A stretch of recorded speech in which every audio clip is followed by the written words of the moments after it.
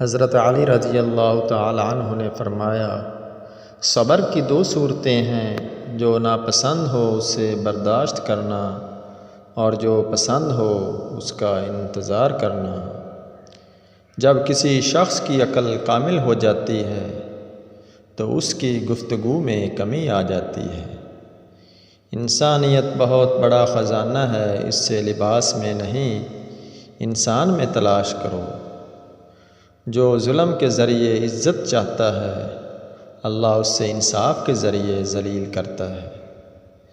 لوگوں سے یاد کرنے کا شکوہ مت کرو، کیونکہ جو انسان اپنے رب کو بھول سکتا ہے وہ سب کو بھول سکتا ہے۔ جب آنکھیں نفس کی پسندیدہ چیزیں دیکھنے لگیں تو دل انجام سے اندھا ہو جاتا ہے۔